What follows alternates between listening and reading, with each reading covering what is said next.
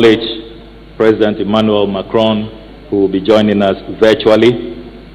I acknowledge Ms. Lydia Tabrito, the Assistant Director General of UNESCO. I acknowledge Her Excellency Amachum Amwa, the African Union Commissioner for Health and Humanitarian Services. I acknowledge Professor Hilary Beckles, the Chair of the CARICOM Reparations Commission. I acknowledge the distinguished Professor Wole Soyinka, Nobel Laureate. I acknowledge His Excellency Sh0ck Ayrault, former Prime Minister of France. I acknowledge His Excellency Ralph Gonzalez, the former Prime Minister of St. Vincent and the Grenadines. I acknowledge His Excellency Her Excellency F.C. Campbell Barr, former Vice President of Costa Rica. I acknowledge distinguished ministers of state and heads of delegations, members of the diplomatic corps, the first Deputy Speaker of the Ghanaian Parliament, the Majority Leader of the Ghanaian Parliament, members of Parliament of the Republic of Ghana. I also acknowledge Her Excellency Dr. Ntembo Nandi Ndaitwah, the President of the Republic of Namibia. I acknowledge the President of the National House of Chiefs and all members of the National House of Chiefs. Permit me to also acknowledge our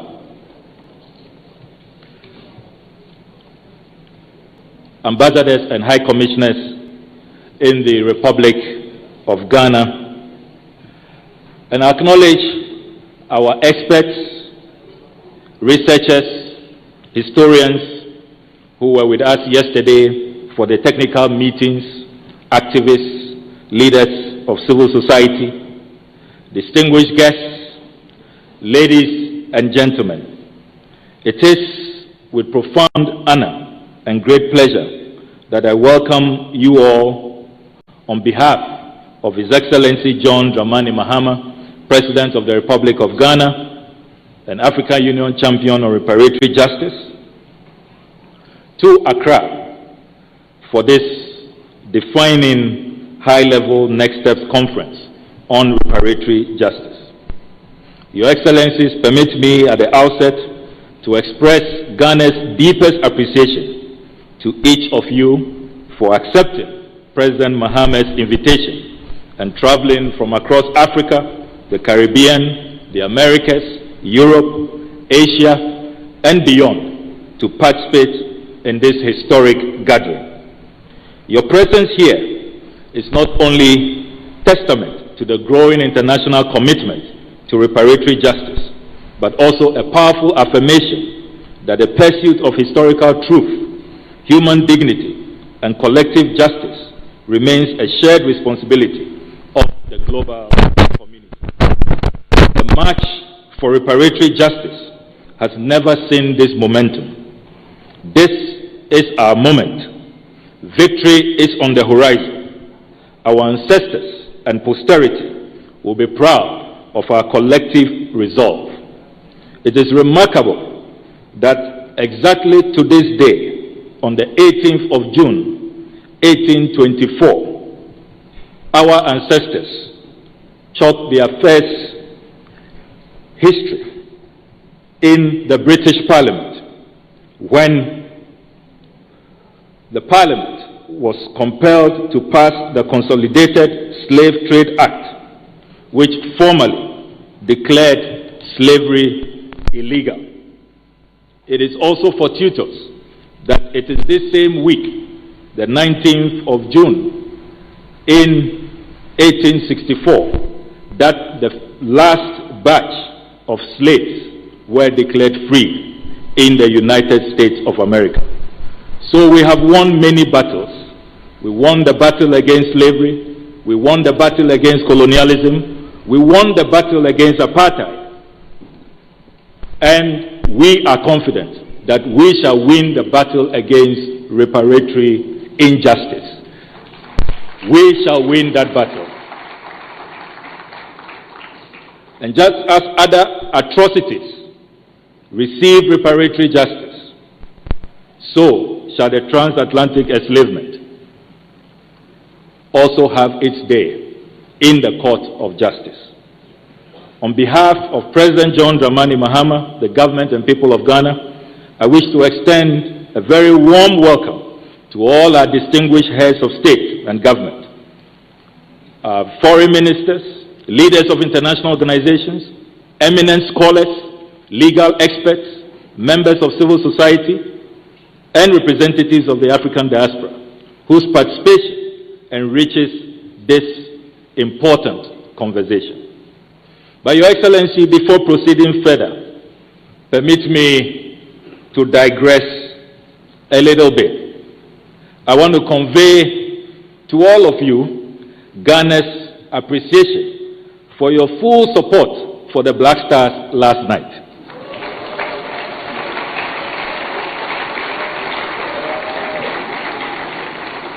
And I know this is important to all of you here, because when I welcomed you at the airport, you all wished the Black Stars well. And indeed, some of you requested for Black Star jerseys, led by the President of Liberia, President Sh0ck, the senior, who I was delighted to hand over the Black Stars jersey to, and I also handed over the jerseys to all our technical experts when we met for dinner last night. And you assured us of victory, and victory came. But what is even more fortuitous is that the name of the team, the Black Stars, was a name that the founder of our country, Osagyefo Dr. Kwame Nkrumah, deliberately chose from his mentor, Dr. Marcus Garvey, the founder of the Black Star philosophy. And what makes our victory so exciting is that the son of Dr. Marcus Garvey, the renowned surgeon, Dr. Julius Garvey, is here with us. He received his jersey, and he's proud that the Black Stars is still flying high.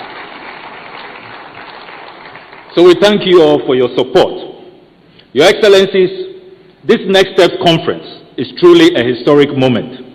Just a few months ago, on the 25th of March 2026, His Excellency John Dramani Mahama led a landmark effort, mobilized the international community with inspiring and courageous leadership.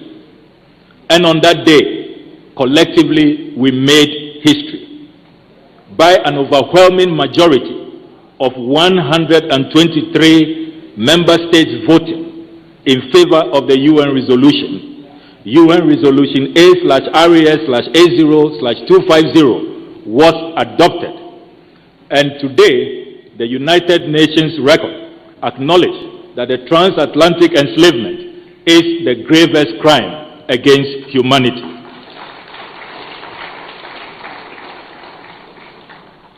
A major step forward towards the restoration of the dignity and the humanity of our ancestors. The adoption of Resolution A/RES/A0/250 marked a significant milestone in the global quest for reparatory justice and represented a collective acknowledgement of the gravest tragedies in human history and their enduring consequences for Africa and people of African descent. We commend our bold, our visionary, and our dynamic leader, the African Union champion for reparatory justice, His Excellency John Dramani Mahama, for that sterling leadership. But we acknowledge that President Mahama could not have achieved this alone. It took the contributions of all of you here, scholars, researchers, activists, the youth, and the guidance of our leaders who are represented here.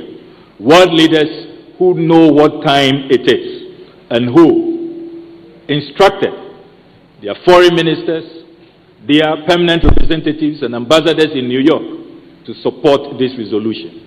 Our ancestors, Africans, and all people of African descent are eternally grateful to the 123 presidents and prime ministers who made this historic achievement possible.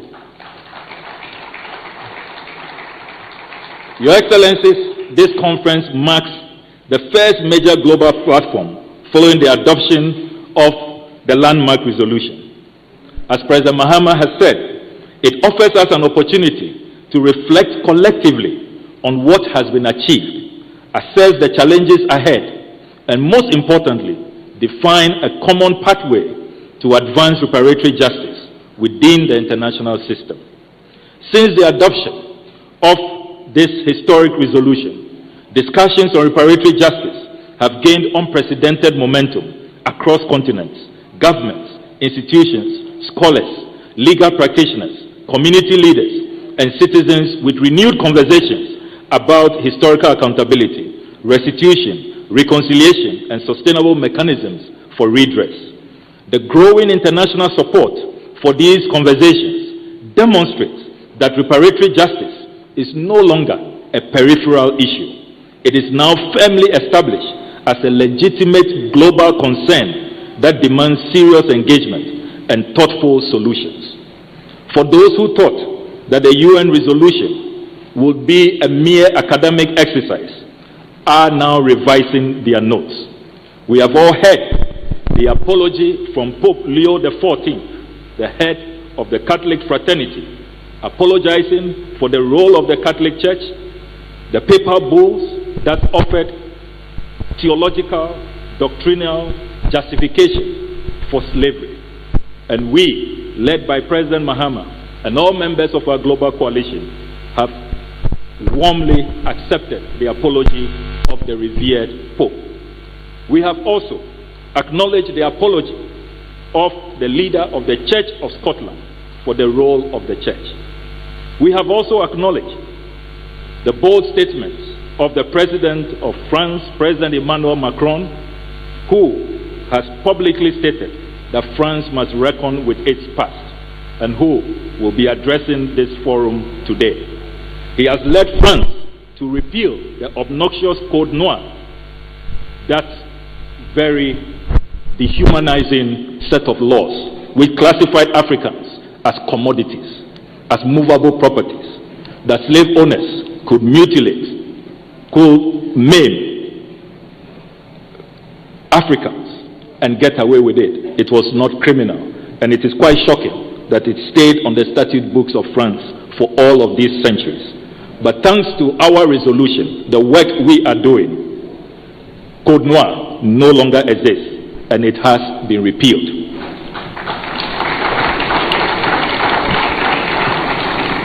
We also welcome the formal communication from the European Union that they are willing to work with Ghana on this journey for reparatory justice. And we acknowledge the formal notification from the Dutch government and the government of Germany that they are ready to return artifacts to the motherland. So the UN resolution is not a mere academic exercise. We are already recording significant progress, unprecedented accomplishments, and all of us in this room must be proud of the contributions we have made to this landmark resolution. Your Excellencies, the significance of this conference extends beyond the discussions over the next 2 days. The decisions, recommendations, and partnerships emerging from this meeting have the potential to shape the future trajectory of the global reparations agenda. We are therefore challenged to think boldly, build bridges across regions, act collectively, and move beyond historical recognition towards sustainable mechanisms to address the ongoing effects of historical injustices. As President Mahama has emphasized, no single institution, nation, or region can advance this agenda alone. Success will require partnerships, shared understanding, and sustained commitment. It is therefore fitting that this conference is being held in Ghana. For centuries, Ghana was held as the headquarters of the transatlantic enslavement. That is why Ghana hosts the highest number of forts and castles than any other country. But today, Ghana is transitioning from being a crime scene to a sanctuary for healing and reparatory justice. Your Excellencies, as we commence our deliberations, we must be guided by a spirit of dialogue, partnership, and mutual respect. We must approach our discussions with the understanding that although history cannot be changed, the future remains ours to shape. We should be inspired by the courage and resilience of our world leaders gathered here and all those who came before us, and by our responsibility to future generations, who will judge us not only by what we say, but by what we achieve. The world is watching, and the global community looks to this conference for leadership, vision, and practical outcomes. There is growing expectation that this gathering will help chart a clear course for the next phase of the reparatory justice movement. I am confident that with the distinguished expertise in this room, the caliber of world leaders we have here to lead us, to guide us, and to offer the needed direction, we will rise to this responsibility. Let me conclude with a quote from the founder of our country, the Osage, Dr. Kwame Nkrumah, who remarked, "Countrymen, the task ahead is great indeed, and heavy is the responsibility. And yet it is a noble and glorious challenge, a challenge which calls for courage to dream, the courage to believe, the courage to dare, the courage to do, the courage to envision, the courage to fight, the courage to work, the courage to achieve the highest excellencies and the fullest greatness of man. Dare we ask for more in life." Your Excellencies, this conference will deepen our shared understanding, strengthen our collective resolve, and deliver meaningful outcomes that advance justice, dignity, and equity for Africans as we build and construct a new world without discrimination, without racism, and without inequalities. May future generations look back on this conference in Accra as a defining moment when the international community came together not merely to remember history, but to shape a more just future. Once again, welcome to Ghana and to the high-level Next Steps Conference on Reparatory Justice. I thank you for your attention, Excellencies. Thank you very much, Honorable Minister of Foreign Affairs. Honorable Samuel Okujeto Ablakwa, thank you so much for your welcome remarks. Your Excellencies, ladies and gentlemen, we will now proceed to have high-level remarks by very important dignitaries in our midst this morning.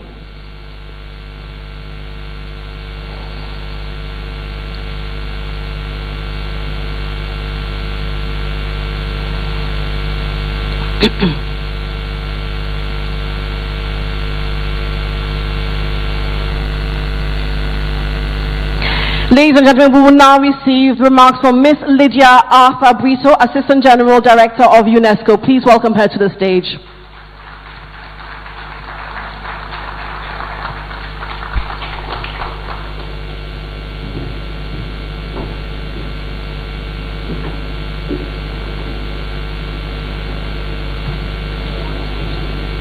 Ladies and gentlemen, Ms. Lydia Arthur Brito, Assistant General Director of UNESCO. His Excellency John Dramani Mahama, President of the Republic of Ghana, Excellencies, Heads of State and of Government here present, Honorable Ministers, distinguished delegates, ladies and gentlemen. I'm honored to deliver these remarks on behalf of Professor Khaled El Anani, Director General of UNESCO, who is unfortunately unable to join us in Accra today. Allow me to express my sincere gratitude to His Excellency President Mahama and to its government for the leadership in advancing this important agenda and for convening and hosting this high-level consultative conference on the next steps to the landmark United Nations resolution on the trafficking of enslaved Africans. The history of enslavement, the slave trade, and their enduring legacies are not merely matters of the past. They continue to shape societies across the world and compel us to reflect on how historical injustice can be acknowledged and addressed in the present. For more than 8 decades, UNESCO has worked with member states to deepen understanding of this history and its consequences. Since the founding in 1945, the organization has supported efforts to document, study, and transmit knowledge about slavery and enslavement. Recognizing the historical truth is an essential foundation for justice, dignity, and reconciliation. A major milestone on this work was the launch of the General History of Africa program in 1964. Through this initiative, UNESCO has supported Africa in reclaiming and writing its own history, correcting long-standing distortions and prejudices.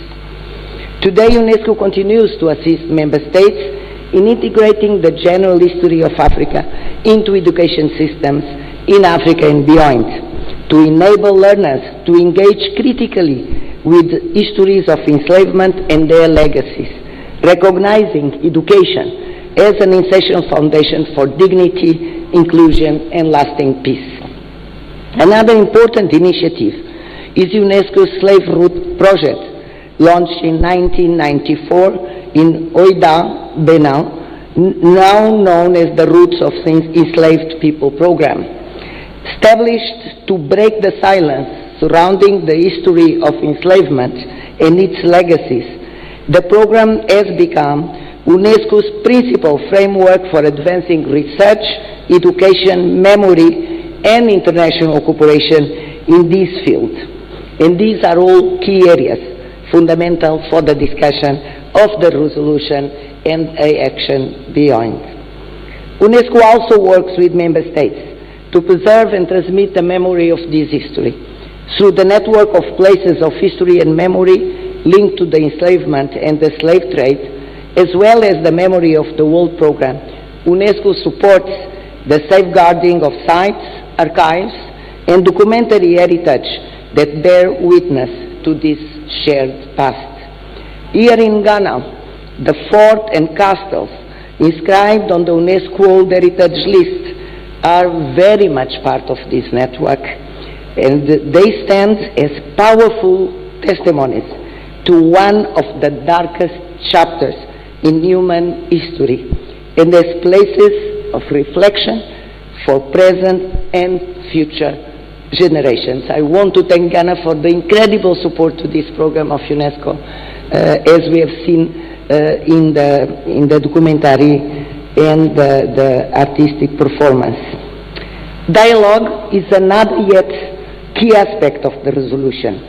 In alignment with this, UNESCO has long-standing mandate to facilitate international cooperation in the fields of culture and heritage.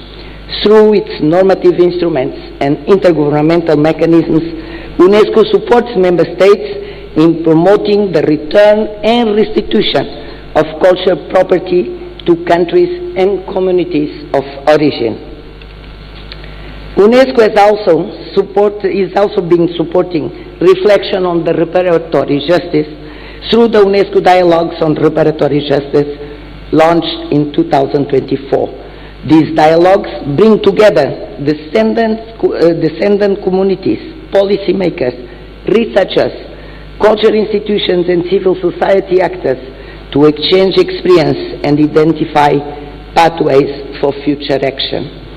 Excellencies, the resolution calls for remembrance, education, and good faith dialogue on reparatory justice. These priorities reflect the very areas in which UNESCO has worked for decades alongside its member states.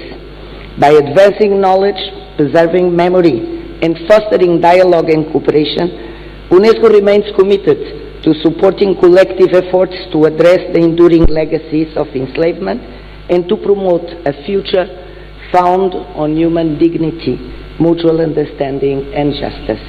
This work is not the end, but only the beginning.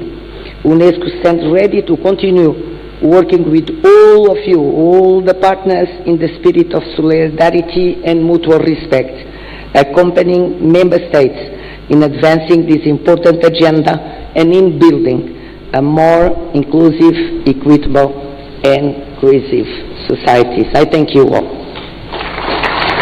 Once again, Mesdames et Messieurs, thank you very much. Miss Lydia Arthur Brito, Assistant General of UNESCO. Thank you for your insightful remarks. Ladies and gentlemen, we will now hear from Miss Christiane Taubira, former Minister of Justice of the French Republic.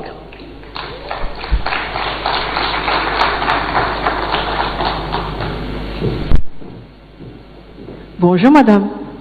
Merci, Madame. Merci, Madame.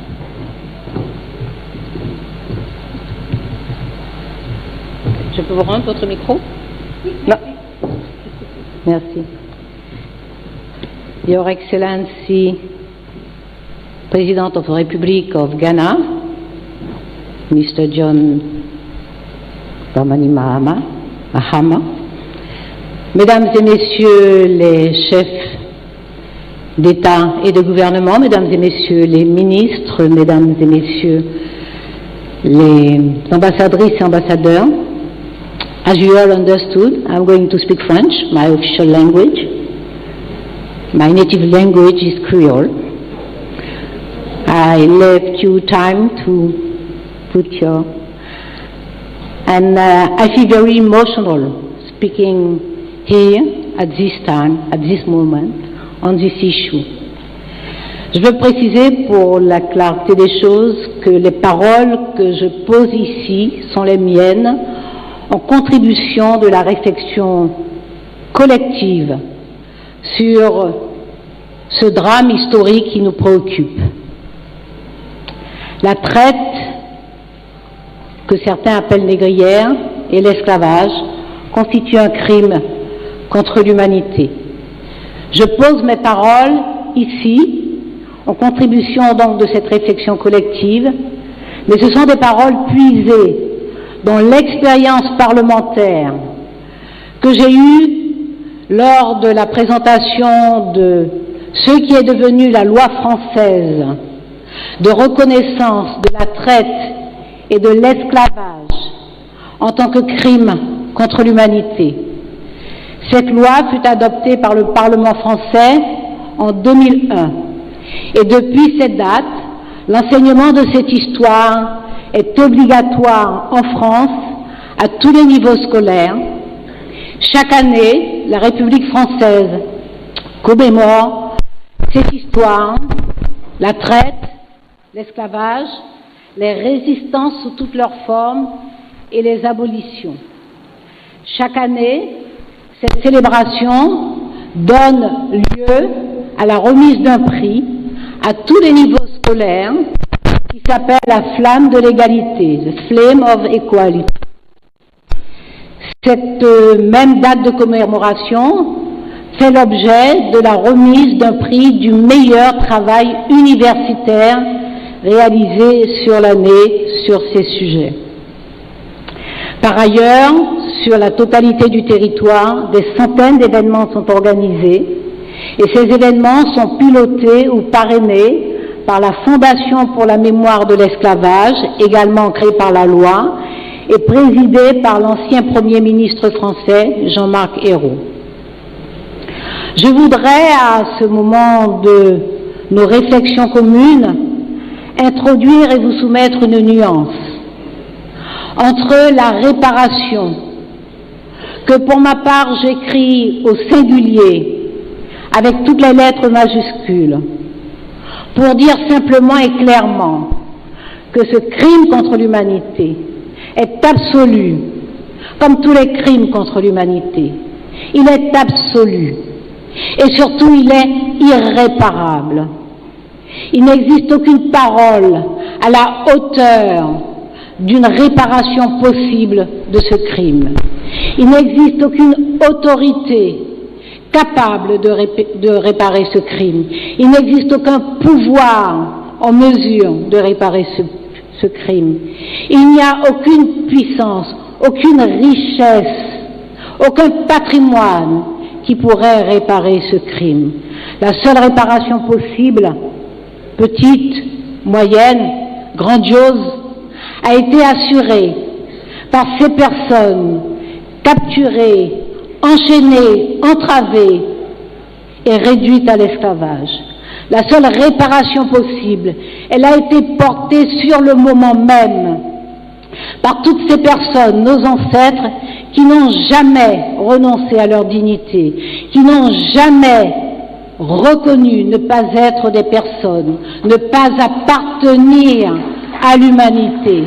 C'était la seule réparation possible, et c'est elle qui fut menée, y compris par des insurrections, y compris par des incendies, y compris par des empoisonnements, y compris par une violence de réponse à cette violence absolue qu'ont constitué la traite et l'esclavage. Et puis il y a les réparations, que j'écris au pluriel, avec une minuscule. Et ces réparations, elles sont dues. Et il est bon que nous prenions le temps de nous rappeler que lors de l'arrêt de ce funeste système économique prédateur, lors de l'abolition de cette traite et de cet esclavage, il y eut des réparations versées aux anciens esclavagistes, aux anciens maîtres de personnes esclavisées. Il y eut des indemnités versées par les puissances d'État coloniales à ces personnes qui étaient propriétaires d'esclaves, de propriétés foncières et de propriétés immobilières. Et ces indemnités furent appelées alors réparations. Il est bon que nous nous rappelions ensemble que sur l'île de Saint-Domingue, qui était considérée comme la perle des colonies, du fait de sa rentabilité, les personnes esclavisées se sont insurgées et ont mené une insurrection victorieuse qui a inscrit sur la géographie du monde une nouvelle nation que ces insurgés ont appelée Haïti.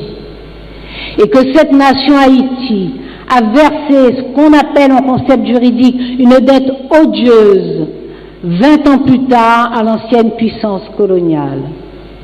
Il est bon que nous nous rappelions ensemble que dans la deuxième phase de colonisation, lorsque les pays colonisés se sont libérés, ils ont hérité des dettes qui avaient été contractées pour financer des infrastructures, et qu'avant même d'exister en tant que nation, ces pays se sont retrouvés répondant du remboursement de ces dettes.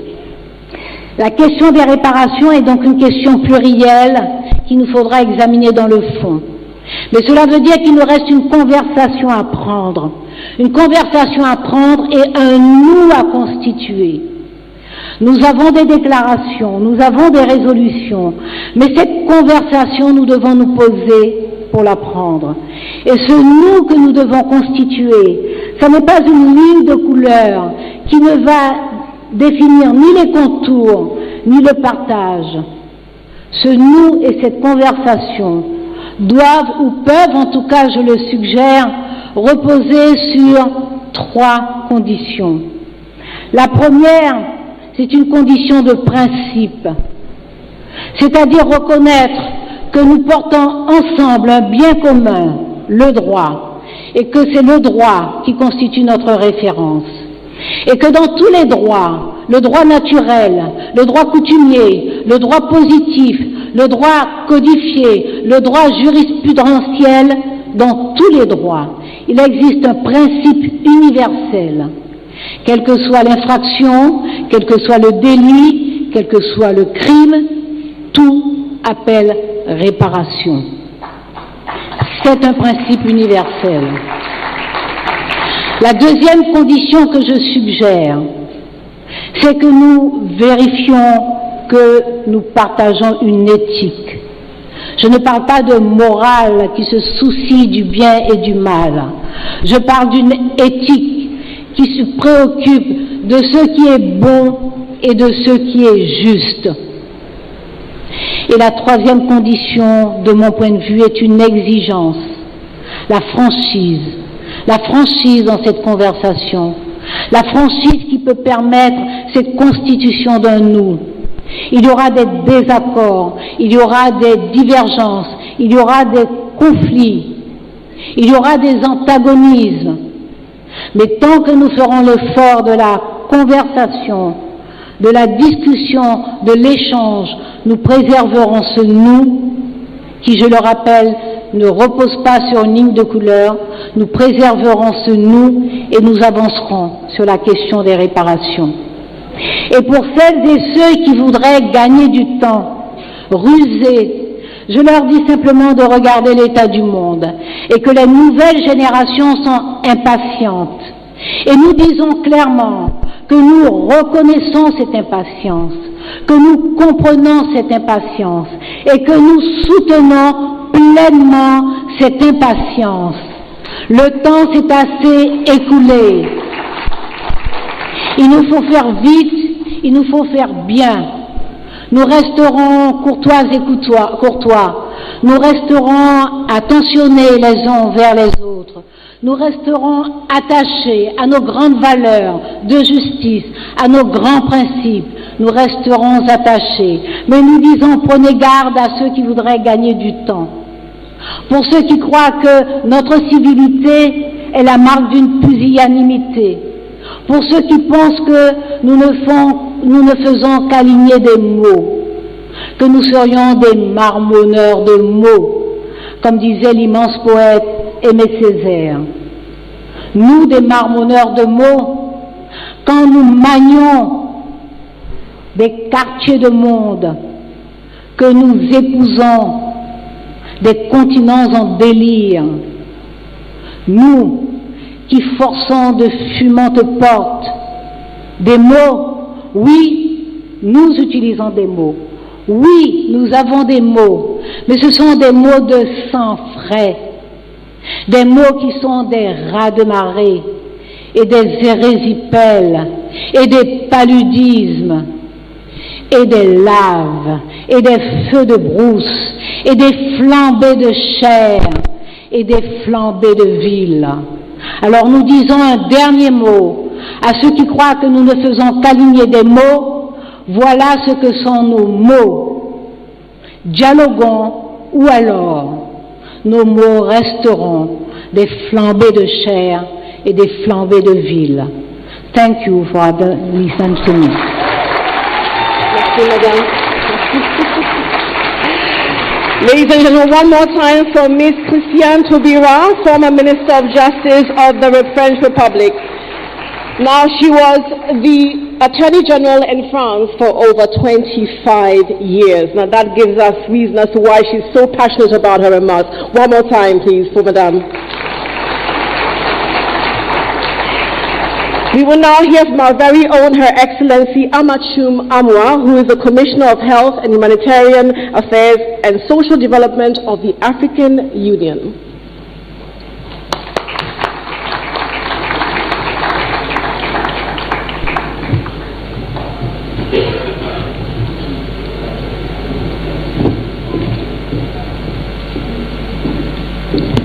Thank you very much, Michelle. Your Excellency President John Dramani Mahama, President of the Republic of Ghana, and the African Union champion on advancing the cause of justice and payment of reparations, Excellencies, Heads of State and Government, former Presidents and Prime Ministers, Honorable Members of Parliament, Honorable Ministers, traditional leaders, distinguished representatives of regional and international organizations, esteemed representatives of civil society, academia, and communities of the African diaspora, brothers and sisters of the press, distinguished ladies and gentlemen. It is indeed a great honor to join you at this high-level coordination conference here in Accra, a city of memory, a city of return, and today, a city of renewed resolve. On behalf of His Excellency Mahmoud Ali Yusuf, Chairperson of the African Union Commission, I wish to express our profound appreciation to Your Excellency President Mahama and to the people, the government of Ghana for convening this timely important gathering. This conference represents a defining moment in our collective journey, a journey from recognition to responsibility, from remembrance to redress, and from historical truth to meaningful repair. Your Excellencies, this conference takes place at a significant moment in Africa's institutional and political engagement on justice and reparations. Through Assembly Decision 884, the African Union designated 2025 Theme of the Year as Justice for Africans and People of African Descent through Reparations. This historic decision elevated reparatory justice from a long-standing moral demand into a structured continental program of action anchored in Agenda 2063. More recently, Assembly Decision 942, adopted in February 2026, extended this commitment by designating 2026 to 2035 as the decade of reparations, further demonstrating Africa's determination to pursue reparatory justice with consistency, with unity, and with institutional purpose. These decisions are important not only because of what they declare, but because of what they signify. They signify that the African Union does not regard reparatory justice as a single-issue campaign or a matter confined to one chapter of history. The Union's approach encompasses the interconnected crimes of the trafficking and enslavement of Africans, colonialism and apartheid, as well as their enduring consequences in political marginalization, economic extraction, cultural disposition, racial discrimination, and structural inequality. In this sense, reparatory justice is not only about accounting for the past. It is about transforming the systems and structures that the past created and which continue to shape our present. The implementation of the 2025 Theme of the Year marked the beginning of a new and coherent phase of continental action, one that moved Africa from the moral clarity of institutional design and from advocacy to implementation. At the center of this effort was the establishment of a robust continental architecture, the African Union Coordination Team on Reparations, coordinated by the Citizens and Diaspora Directorate. It brings together departments, organs, specialized institutions, and liaison officers across the Union. In implementation of Assembly Decision 884, following the approval of the relevant terms of reference by the Executive Council, the Commission also facilitated the establishment of the African Union Committee of Experts on Reparation and the African Union Reference Group of Legal Experts on Reparations. Both mechanisms comprise distinguished experts nominated by member states and African Union organs. The inaugural meeting held at the African Union Commission in Addis Ababa in December 2025 represented an important turning point. The two bodies constituted their bureau, adopted agreed conclusions, and established special working groups.